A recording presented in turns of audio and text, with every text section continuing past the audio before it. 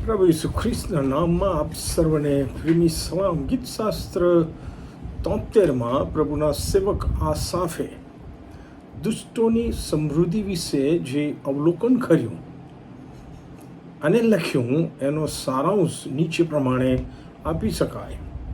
આ જગતમાં ઘણા મનુષ્યો અને તેમાં ખાસ કરીને પ્રભુના ઘણા વિશ્વાસુ બાળકો જે દુઃખ, પીડા, નાની મોટી માંદગી કે અસાધ્ય અને જીવલેણ રોગો, જીવન જરૂરિયાતોની વસ્તુઓની અછત, મરણ પામતા સુધી ઘણીવાર અનુભવે છે. એની સામે દુષ્ટતામાં જીવનાર ઘણા લોકો આવી તમામ વિનાશક અને નુકસાનકારક બાબતો મરણ પામતા સુધી પણ અનુભવતા નથી અને પરિણામે તેઓ ઘમંડી થઈ જાય છે અને ઈશ્વરની વિરુદ્ધ પણ ગમે તેમ બોલે છે અને બીજા ઉપર જુલમ કરે છે. અને આસાફ લખે છે એમ કલમ 12માં, જુઓ દુષ્ટો તો હંમેશા શાંતિમાં રહીને ધન વધારે જાય છે. આસાફને વિશ્વાસમાં ડગાવી નાખનાર મનોમંથન અને ગળમથલમાંથી પસાર થતા આસાફ લખે છે કલમ 13માં, ખરેખર મેં મારું હૃદય અમથું શુદ્ધ કર્યું છે અને મેં મારા હાથ નિરર્થક નિર્દોષ રાખ્યા છે. મતલબ કે જો દુષ્ટોની માફક મેં પણ ઈશ્વરની અવગણના કરી હોત અને ઈશ્વરને કેન્દ્ર સ્થાને રાખ્યો ન હોત તો હું પણ દુષ્ટોની માફક સમૃદ્ધ બની શક્યો હોત. આ એક વિચાર એના દિમાગમાં આવે છે. હવે મને જે પ્રશ્ન થયો તે આ છે કે શું પૃથ્વી પરના જીવનમાં સમૃદ્ધ હોવું તે પાપ છે?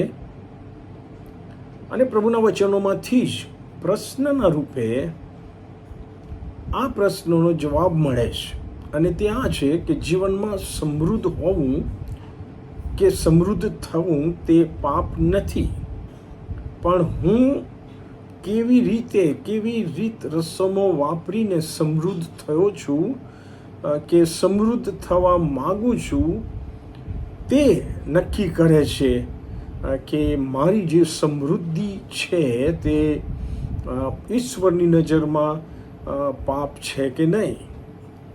કેમ કે શેતાને પણ ઈસુનું પરીક્ષણ કરતા જે પ્રસ્તાવ મૂક્યો કે તું પગે પડીને મારું ભજન કર અને હું તને જગત અને જગતના રાજ્યો અને જગતનો મહિમા આપીશ, તે પરથી કહી શકાય કે જો કોઈ વ્યક્તિ શેતાનનો પ્રસ્તાવ સ્વીકારીને પગે પડીને શેતાનનું ભજન કરે, મતલબ કે શેતાનને પોતાનો દેવ માલિક બનાવીને ઈશ્વરની ઈચ્છા વિરુદ્ધ પણ શેતાનની ઈચ્છા પ્રમાણે, શેતાનની સલાહ પ્રમાણે જીવે, તો તેને શેતાન તરફથી આ જગતના વાનાઓ, અધિકાર અને મહિમા પ્રાપ્ત થઈ શકે છે.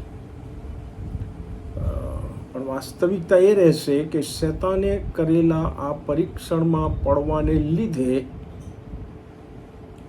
તે વ્યક્તિ અને એ વ્યક્તિની સમૃદ્ધિ ઈશ્વરની નજરમાં પાપ છે. તેથી વાલાઓ જાગતા રહીએ અને આ શેતાની પરીક્ષણમાં આપણે ના પડીએ તેની સતત કાળજી રાખીએ. આમેન.